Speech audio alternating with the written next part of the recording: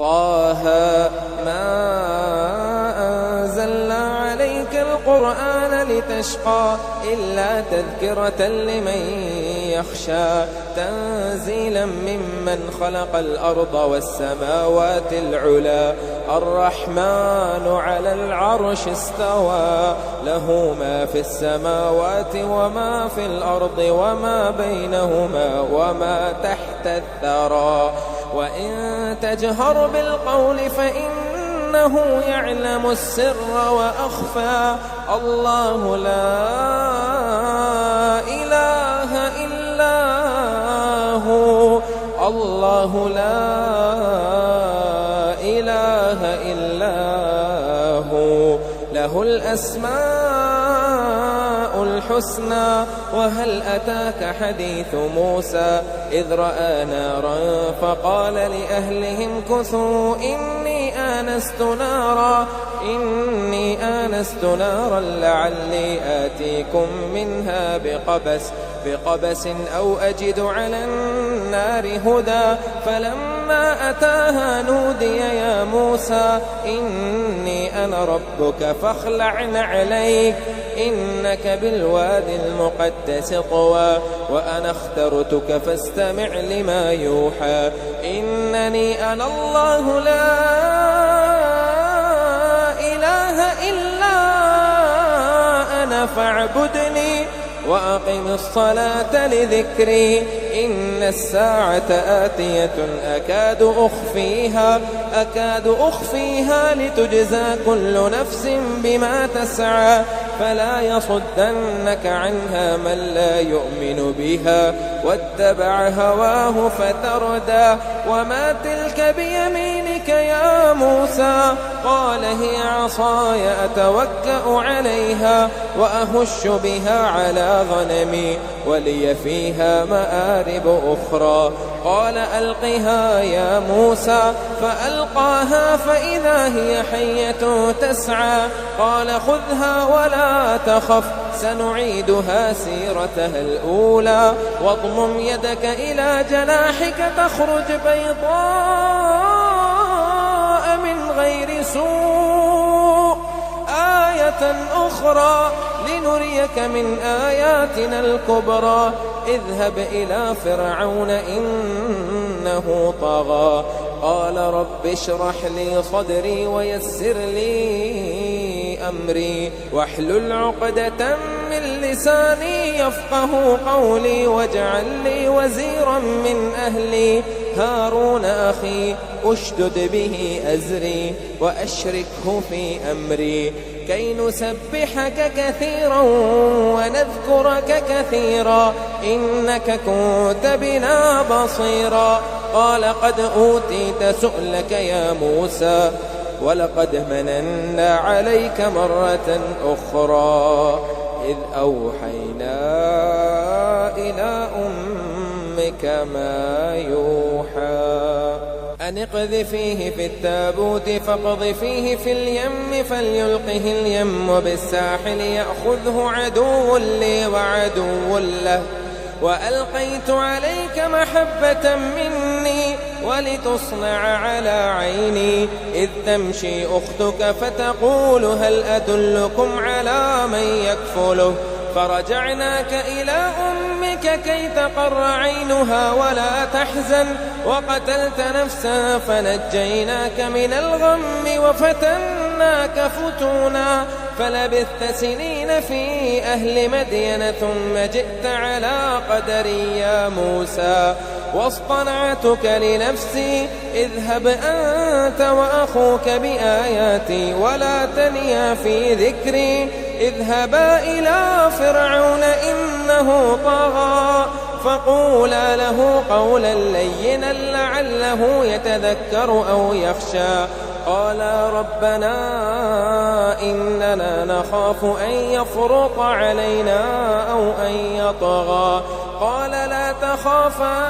إنني معكما أسمع وأرى فأتياه فقولا إنا إلا رسول ربك فأرسل معنا بني إسرائيل ولا تعذبهم قد جئناك بآية من ربك والسلام على من اتبع الهدى إنا قد أوحي إلينا أن العذاب على من كذب وتولى قال فمن ربكما يا موسى قال ربنا الذي أعطى كل شيء خلقه ثم هدى قال فما بال القرون الأولى قال علمها عند ربي في كتاب لا يضل ربي ولا ينسى الذي جعل لكم الأرض مهدا وسلك لكم فيها سبلا وأنزل من السماء ماء فأخرجنا به أزواجا من نبات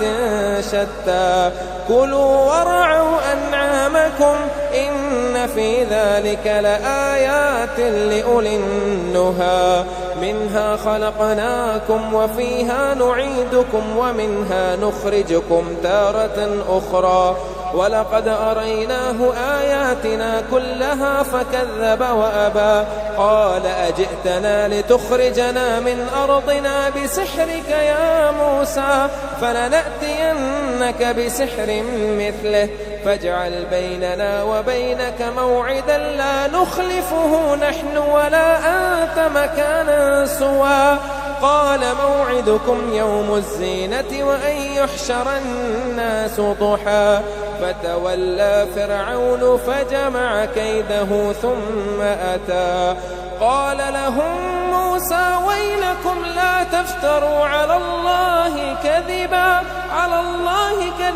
فيسحتكم بعذاب وقد خاب من افترى فتنازعوا أمرهم بينهم وأسروا النجوى قالوا إن هذان لساحران يريدان أن يخرجاكم من أرضكم بسحرهما ويذهبا بطريقتكم المثلى فأجمعوا كيدكم ثم أتوا صفا وقد أفلح اليوم من استعلى قالوا يا موسى إما أن تلقي وإما أن نكون أول من ألقى قال بل ألقوا فإذا حبالهم وعصيهم يخيل إليه من سحرهم أنها تسعى فأوجس في نفسه خيفة موسى قلنا لا تخف إنك أنت الأعلى وألق ما في يمينك تلقف ما صنعوا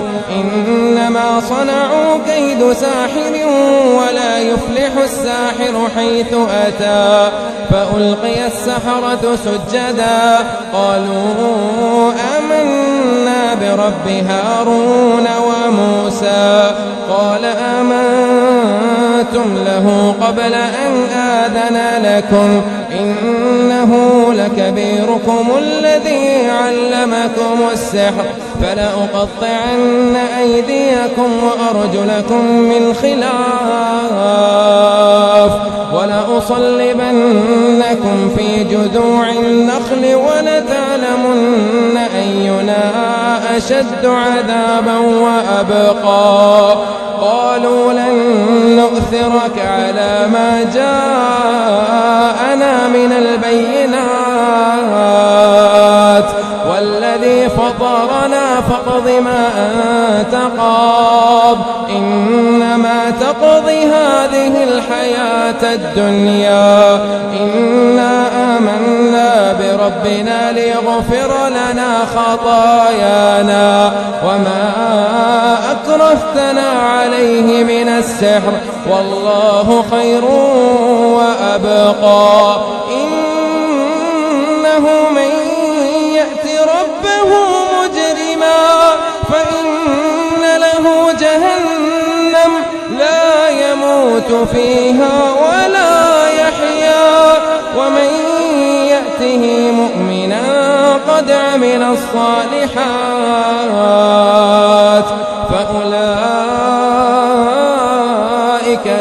الدرجات العلا.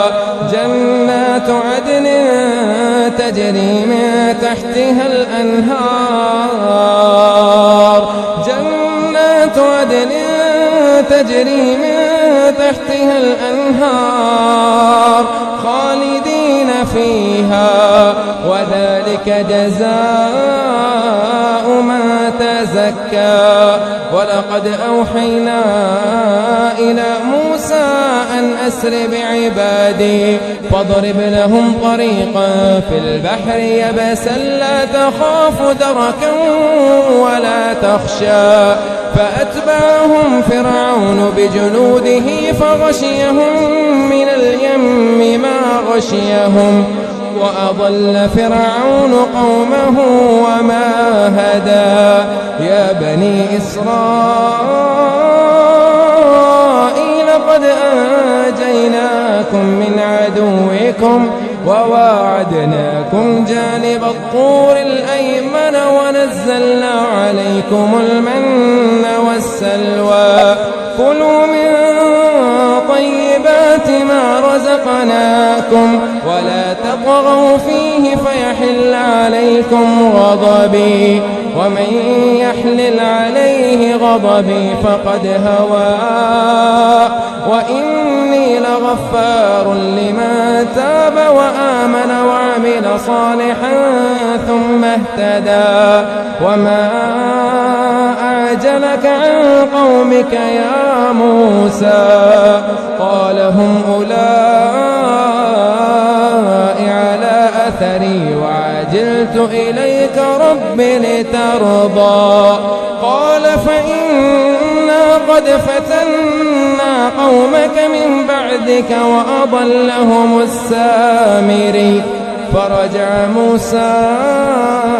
إلى قومه غضبان أسفا قال يا قوم ألم يعدكم ربكم وعدا حسنا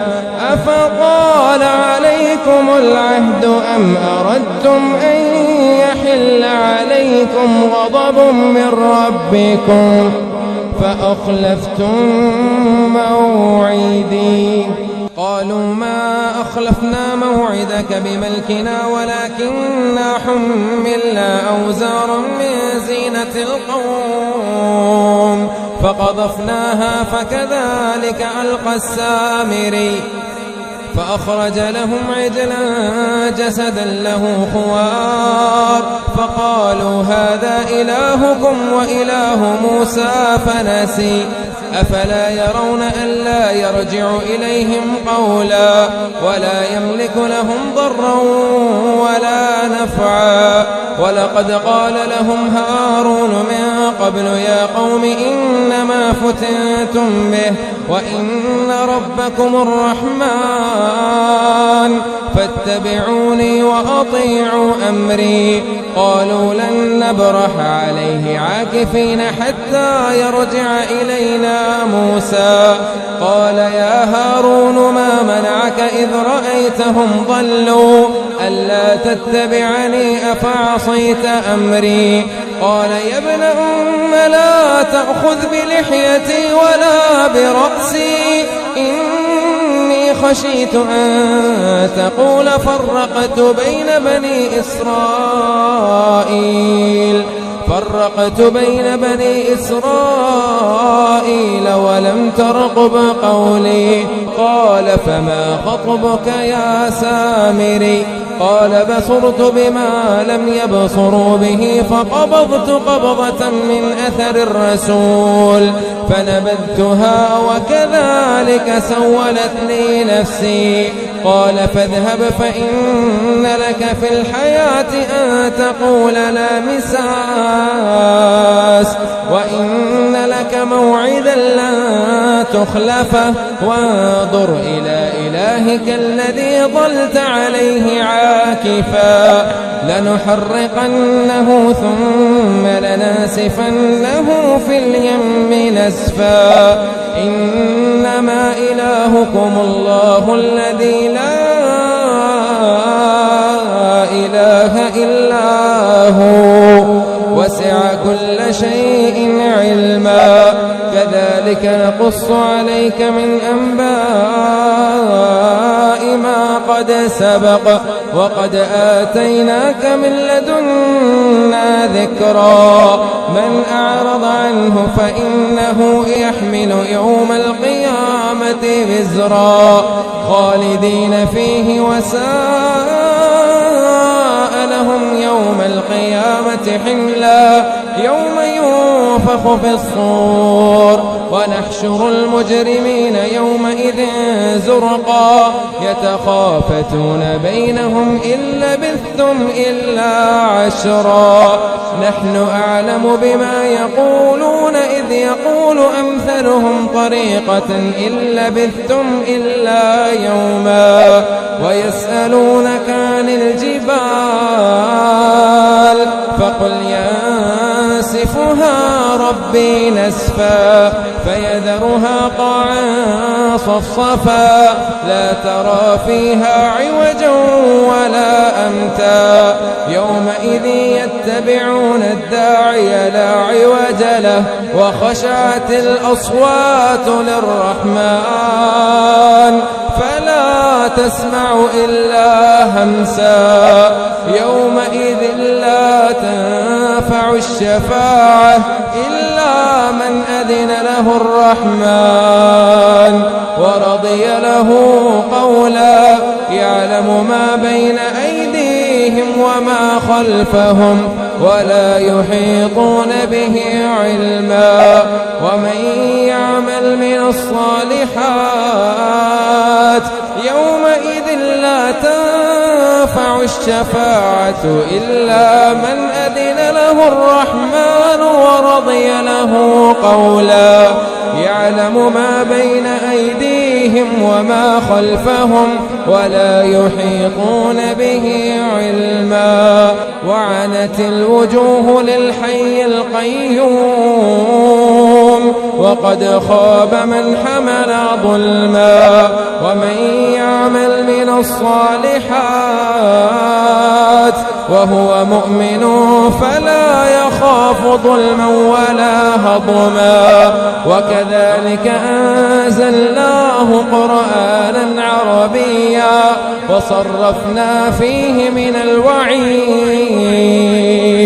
لعلهم يتقون أو يحدث لهم ذكرا فتعالى الله الملك الحق ولا تعجل بالقرآن من قبل أن يقضى إليك وحيه وقل ربي زدني علما ولقد عهدنا إلى آدم من قبل فنسي ولم نجد له عظما وإذ قلنا للملائكة اسجدوا لآدم فسجدوا إلا إبليس أبى فقلنا يا آدم إن هذا عدو لك ولزوجك فلا يخرجنكما من الجنة فتشقى إن لك ألا تجوع فيها ولا تعرى وأنك لا تظمأ فيها ولا تضحى فوسوس إليه الشيطان قال يا آدم هل أدلك على شجرة الخلد وملك لا يبلى فأكلا منها فبدت لهما سوآتهما وطفقا يخصفان عليهما من ورق الجنة وعسى آدم ربه فغوى ثم اجتباه ربه فتاب عليه وهدى قال اهبطا منها جميعا بعضكم لبعض عدو فإما يأتينكم مني هدى فمن اتبع هداي فلا يضل ولا يشقى ومن أعرض عن ذكري فإن له معيشة ضنكا ونحشره يوم القيامة أعمى قال رب لم حشرتني أعمى وقد كنت بصيرا قال كذلك أتتك آياتنا فنسيتها قال كذلك أتتك آياتنا فنسيتها وكذلك اليوم تنسى وكذلك نجزي من أسرف ولم يؤمن بآيات ربه ولعذاب الآخرة أشد وأبقى أفلم يهد لهم كم أهلكنا قبلهم من القرون يمشون في مساكنهم إن في ذلك لآيات لأولي النهى ولولا كلمة سبقت من ربك لكان لزاما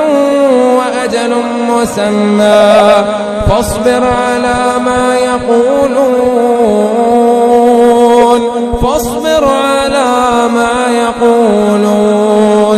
وسبح بحمد ربك قبل طلوع الشمس وقبل غروبها ومن آناء الليل فسبح وأطراف النهار ومن آناء الليل فسبح وأطراف النهار لعلك ترضى ولا تمدن عينيك إلى ما متعنا به أزواجا منهم ظهرة الحياة الدنيا لنفتنهم فيه ورزق ربك خير وأبقى وأمر أهلك بالصلاة واصطبر عليها لا نسألك رزقا نحن نرزقك والعاقبة للتقوى وقالوا لولا يأتينا بآية من ربه أولم تأتهم بينة ما في الصحف الأولى ولو أنا أهلكناهم بعذاب من قبله لقالوا ربنا لولا أرسلت إلينا رسولا فنتبع آياتك من قبل أن نذل ونخزى قل كل متربص فتربصوا فستعلمون من أصحاب الصراط السوي ومن اهتدى.